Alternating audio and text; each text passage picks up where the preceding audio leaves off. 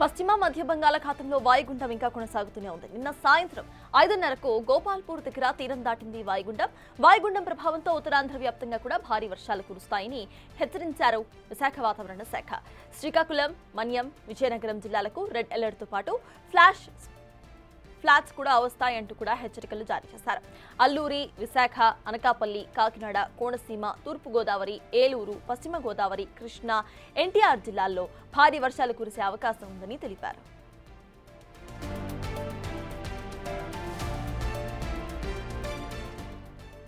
వాయుగుండం ఎఫెక్ట్తో అన్ని ఓడరేవులకు మూడో ప్రమాద హెచ్చరిక కొనసాగించారు.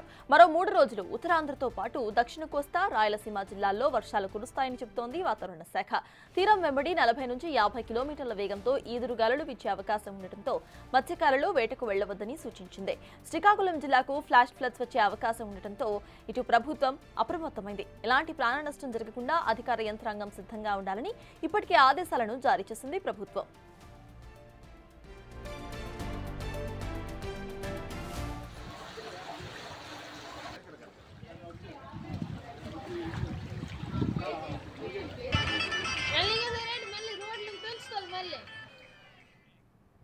పశ్చిమ బంగాళాఖాతంలో ఇటు వాయుగుండం కొనసాగుతోంది. దీనికి సంబంధించి పూర్తి అప్డేట్స్ మా ప్రతినిధి షణ్ముఖ్ అందిస్తారు. షణ్ముఖ్, చెప్పండి, ప్రెసెంట్ శ్రీకాకుళంలో పరిస్థితి ఎలా ఉంది?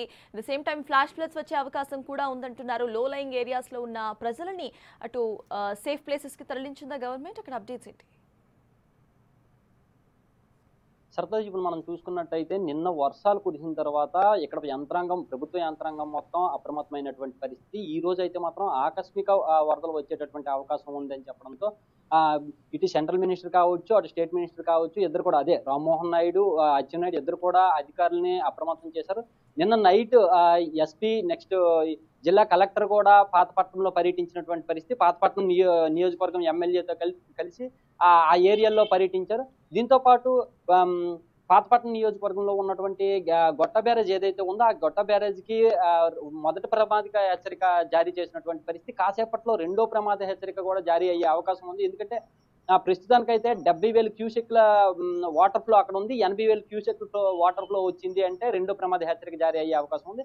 అక్కడ వాటర్ ఉద్రిక్తత కూడా పెరుగుతుంది కాబట్టి రెండో ప్రమాద హెచ్చరిక జారీ అయ్యే అవకాశం ఉంది. కాబట్టి ఆ పరిసర ప్రాంతాలన్నింటినీ కూడా అప్రమత్తం చేస్తున్నారు అధికారులందరూ కూడా. అయితే ఇప్పుడు జిల్లాలో మొత్తం 10 మండలాల్లో ప్రైవేట్ స్కూల్స్ కావచ్చు, మొత్తం విద్యా సంస్థలన్నింటికీ కూడా సెలవు ప్రకటించినటువంటి పరిస్థితిని మనం చూడొచ్చు. ఇంకా అధికారులందరూ అప్రమత్తమయ్యారు. ఇంకా మనం చూసుకున్నట్టయితే ఇక్కడ పలాస, టెక్కలి, తర్వాత పాతపట్నం, ఇచ్చాపురం ఈ 4 నియోజకవర్గాల్లో చూసుకున్నట్టయితే నిన్నటి వర్షం ప్రభావం ఇంకా కనిపిస్తుంది. అక్కడ ఇంకా పూర్తిగా విద్యుత్ సరఫరా కూడా పునరుద్ధరణ కాలేదు. ఇంకా లోతట్టు ప్రాంతాలు ఇంకా జలమయంలో అయినటువంటి పరిస్థితిలో ఉంది. Sartaj. Yes, thank you, Shanmukh.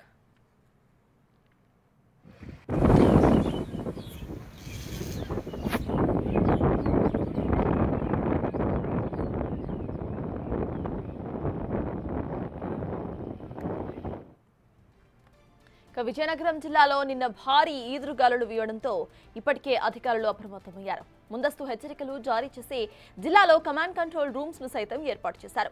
భారీ వర్షాలు కురిసే అవకాశం ఉన్నందున ప్రజలంతా కూడా అప్రమత్తంగా ఉండాలని సూచనలు జారీ చేశారు.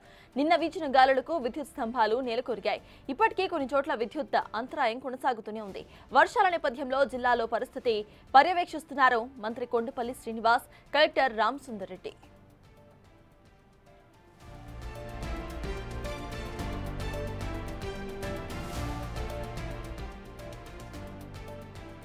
ఒడిశాలో కురుస్తున్న వర్షాలకు గొట్ట బ్యారేజ్ కి వరద నీరు ప్రవహిస్తూ వస్తోంది.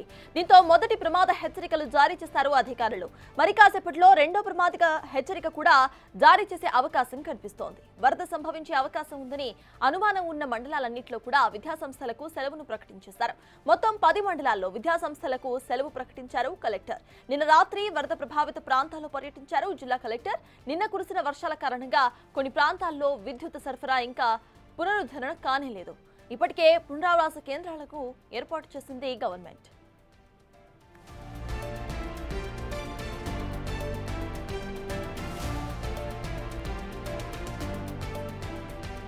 పశ్చిమ మధ్య బంగాళాఖాతంలో వాయుగుండం కొనసాగుతోంది. అయితే దీని కారణంగా ఫ్లాష్ ఫ్లడ్స్ వచ్చే అవకాశం ఉన్నట్టుగా తెలుస్తోంది. శ్రీకాకుళంలో ఇప్పటికే నిన్నటి నుండి పరిస్థితి దారుణంగా కనిపిస్తోంది. భారీ వర్షాలతో ఒక్కసారిగా అక్కడ వరద ప్రవాహం కొనసాగుతోంది. ఇక విజయనగరం సైతం ప్రెసెంట్ పరిస్థితి అలానే కనిపిస్తోంది. కొన్ని చోట్ల భారీ చెట్లు నేలకొరిగాయి. దీంతో నిన్న పండగ సందర్భంగా కూడా ఇటు ప్రజలు తీవ్ర ఇబ్బందులకు గురయ్యారు.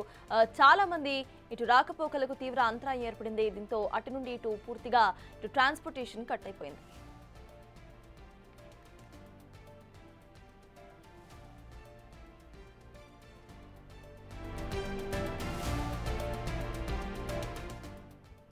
విశాఖపట్నంలో ఉన్న అప్డేట్స్ మా ప్రతినిధి రాజు అందిస్తారు. రాజు, చెప్పండి, ప్రెసెంట్ విశాఖపట్నంలో అక్కడ వెదర్ అప్డేట్స్ ఏంటి, అక్కడ ఎలా కొనసాగుతోంది, వరద హెచ్చరికలు, సిచ్యువేషన్ ఎలా ఉంది? పశ్చిమ మధ్య బంగాళాఖాతంలో ఏర్పడినటువంటి వాయుగుండం తీవ్ర వాయుగుండంగా అటు గోపాల్పూర్ దగ్గర నిన్న సాయంత్రం అది తీరం దాటిన తర్వాత కూడా ప్రస్తుతం అయితే వాయుగుండంగా కొనసాగుతున్నటువంటి పరిస్థితి అయితే ఉంది. ఇది ఒక 3 రోజుల పాటు ఈ ప్రభావం కొనసాగే అవకాశం అయితే ఉంది. దీని ప్రభావంతో నిన్న విశాఖపట్నం ఒక విధంగా చెప్పాలంటే హుదూద్ రోజులను గుర్తు చేసినటువంటి పరిస్థితి అయితే ఉంది. 2014లో ఏ విధంగా అయితే విశాఖ నగరంలో ఉన్నటువంటి చెట్లు, కరెంటు పోల్స్ ఇవన్నీ కూలిపోయాయో, హోర్డింగ్స్ కూలిపోయాయో, నిన్న కూడా అదే దృశ్యాలు కనిపించినటువంటి పరిస్థితి అయితే ఉంది. ఇప్పటికి కూడా ప్రస్తుతం వర్షం లేకపోయినా కూడా ఈదురుగాళ్ళు భారీగా ఆ గాలి వీచినటువంటి నేపథ్యంలో మనం ఆ దృశ్యాలను కూడా చూడొచ్చు. భారీ చెట్లు సైతం కూకటి వేళ్లతో పెకలించి మొత్తం అంతా కూడా కూలిపోయినటువంటి పరిస్థితి అయితే కనిపిస్తుంది. దాదాపుగా నిన్న ఒక రోడ్ల పక్కన పడినటువంటి భారీ వృక్షాలే విశాఖపట్నంలో 150కి పైనే ఉన్నాయి. 100 కరెంటు పోల్స్ పైనే నేల కొరిగినటువంటి పరిస్థితి అయితే ఉంది. అయితే హుటాహుటిన జీవీఎంసీ విద్యుత్ శాఖ అధికారులకు సంబంధించి చాలా వేగంగా మొత్తం చెట్లన్నింటినీ కూడా క్లియర్ చేయడంతో పాటుగా విద్యుత్ పునరుద్ధరణ కూడా చేసినటువంటి పరిస్థితి అయితే ఉంది. అయితే ప్రస్తుతం వర్షం లేకపోయినా కూడా రానున్నటువంటి 3 రోజులు ఈ వర్షాల ప్రభావం ఖచ్చితంగా ఉత్తరాంధ్రతో పాటుగా దక్షిణ కోస్తా జిల్లాల మీద ఉంటుందని విశాఖ వాతావరణ కేంద్రంతో పాటుగా అటు భారత వాతావరణ కేంద్రం కూడా సూచిస్తున్నటువంటి పరిస్థితి అయితే ఉంది. ముఖ్యంగా చూస్తే అటు శ్రీకాకుళం, పార్వతీపురం, మన్యం, విజయనగరం జిల్లాల్లో ఫ్లాష్ ఫ్లడ్స్ వచ్చే అవకాశం అయితే ఉంది. భారీ వర్షాలు కూడా భారీ నుంచి అతి భారీ వర్షాలు కూడా కురుస్తాయని వాతావరణ శాఖ అధికారులు అయితే తెలియజేస్తున్నారు. అల్లూరి, అదేవిధంగా విశాఖ, అనకాపల్లి, కాకినాడ, కోనసీమ, తూర్పుగోదావరి, ఏలూరు, పశ్చిమ గోదావరి, కృష్ణా, ఎన్టీఆర్ జిల్లాలకు సంబంధించి ఎల్లో అలర్ట్ అయితే, ఆరెంజ్ అలర్ట్ అయితే కొనసాగుతున్నటువంటి పరిస్థితి అయితే ఉంది. ఈ జిల్లాలకు సంబంధించి భారీ వర్షాలు కురుస్తాయని ఆ వాతావరణ శాఖ అధికారులు అయితే హెచ్చరికలు జారీ చేస్తున్నారు. ముఖ్యంగా అటు రాయలసీమ జిల్లాల్లో అటు ప్రకాశం, నెల్లూరు, నంద్యాల, బాపట్ల, అన్నమయ్య జిల్లా, అనంతపురం జిల్లా, ఈ జిల్లాలకు సంబంధించి భారీ వర్షాలు కురిసే అవకాశం కూడా ఉంది. చెదురుమదురు చోట్లని వాతావరణ శాఖ అధికారులు అయితే తెలియజేస్తున్నారు. ముఖ్యంగా అటు శ్రీకాకుళం జిల్లాకి ఫ్లాష్ ఫ్లడ్స్ వచ్చే అవకాశం ఉన్నటువంటి నేపథ్యంలో కొంత అప్రమత్తంగా ఉండాలని ఇప్పటికే రాష్ట్ర ప్రభుత్వం సూచిస్తున్నటువంటి పరిస్థితి అయితే ఉంది. ప్రభుత్వ యంత్రాంగాన్ని కూడా సిద్ధం చేసినటువంటిది అయింది. రాష్ట్ర ముఖ్యమంత్రి చంద్రబాబు నాయుడుతో పాటుగా హోంమంత్రి వంగలపూడి అనిత ఇప్పటికే అధికారులతో సమీక్ష నిర్వహించడంతో పాటుగా ముఖ్యంగా చూస్తే అటు కంట్రోల్ రూములు కూడా విశాఖపట్నం, పార్వతీపురం, మన్యం, అల్లూరి సీతారామరాజు జిల్లా, విజయనగరం, శ్రీకాకుళం జిల్లాలకు సంబంధించి కంట్రోల్ రూములు ఏర్పాటు చేశారు. ఫ్లాష్ ఫ్లడ్స్ అటు శ్రీకాకుళం జిల్లాని అతలాకుతం చేసే అవకాశం ఉన్నటువంటి నేపథ్యంలో అధికారులని, అదేవిధంగా సిబ్బందిని అవసరం ఉన్నంత మేరకు తరలించాలని ఆదేశాలు కూడా జారీ చేసినటువంటి పరిస్థితి అయితే ఉంది. ఎందుకంటే అటు ఒరిస్సా ప్రాంతం నుంచి, ఎగువ ప్రాంతాల్లో నుంచి వర్షాలు భారీగా కురిసే అవకాశం ఉన్నటువంటి నేపథ్యం అయితే ఉంది. పైనుంచి వస్తున్నటువంటి వరద నీరు నాగావళి, వంశధార నదులను ఎక్కడికక్కడ ముంచెత్తే అవకాశం ఉంది. లోతట్టు ప్రాంత ప్రజల్ని కొంత తరలించాలి, ఈ వరదల నుంచి రక్షించాలి, ఎట్లాంటి ప్రాణ నష్టం జరగకుండా చూడాలని అధికారులు అయితే ఎక్కడికక్కడ అధికార యంత్రాంగానికి ప్రభుత్వం హెచ్చరికలు జారీ చేస్తున్నటువంటి పరిస్థితి అయితే కనిపిస్తుంది. అయితే ఇప్పటికే కూడా సముద్రం అల్లకల్లోలంగా మారినటువంటి పరిస్థితి ఉంది.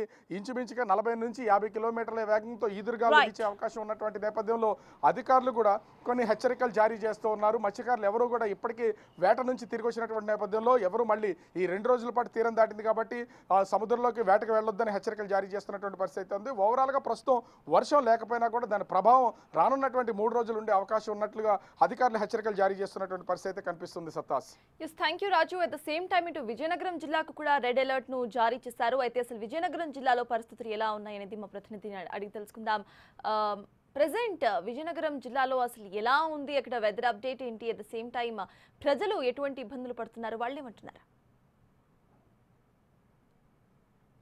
మనం చూసుకుంటే విజయనగరం జిల్లాలో ప్రస్తుతం వాతావరణం ప్రశాంతంగా ఉన్నప్పటికీ కూడా రాగల 24 గంటల్లో అంటే అకస్మాత్తుగా వరదలు వచ్చే అవకాశం ఉంది. అదేవిధంగా అవకాశం ఉందని వాతావరణ శాఖ అధికారులు అయితే ఇప్పటికే హెచ్చరికలు జారీ చేశారు. మరోపక్క మనం చూసుకుంటే పార్వతీపురం మన్యం జిల్లాకు సంబంధించి ఇప్పటికీ రైతులు ఇంకా పూర్తిగా కోలుకోలేదు. నిన్న కురిసినటువంటి ఈదురుగాలు కావచ్చు, భారీ వర్షాలకు కావచ్చు, రైతులు ఇంకా పూర్తిగా కోలుకోలేదు. ఎందుకంటే అనేక చోట్ల అటు అరటి పంట కావచ్చు, అదేవిధంగా మొక్కజొన్న, వరి తోటలు కూడా పంటలకు కూడా నష్టం ఏర్పడిన పరిస్థితి ఉంది. మరోవైపు రోడ్లకు ఇరువైపులా భారీగా చెట్లు కూడా నేలకోవడంతో వాటిని కూడా ఇంకా క్లియర్ చేయని పరిస్థితి అయితే ఉంది. సో అధికారులు ఇంకా ఆ ఎక్సర్సైజ్ లోనే ఉన్నారు. మరోపక్క మనం చూసుకుంటే ఆకస్మిక వరదలు వచ్చే అవకాశం ఉంది. వాటిని కూడా చర్యలు చేపడుతున్నారు. ఇప్పటికే మంత్రి కొండపల్లి శ్రీనివాస్ కూడా హెచ్చరికలు జారీ చేశారు. అధికారులందరూ కూడా అలర్ట్ చేశారు. మొత్తం అధికారులు ఎవరికి కూడా సెలవులు ఇవ్వద్దని చెప్పేసి ఇప్పటికే హెచ్చరికలు కూడా జారీ చేశారు. ఆదేశాలు కూడా జారీ చేయడం జరిగింది.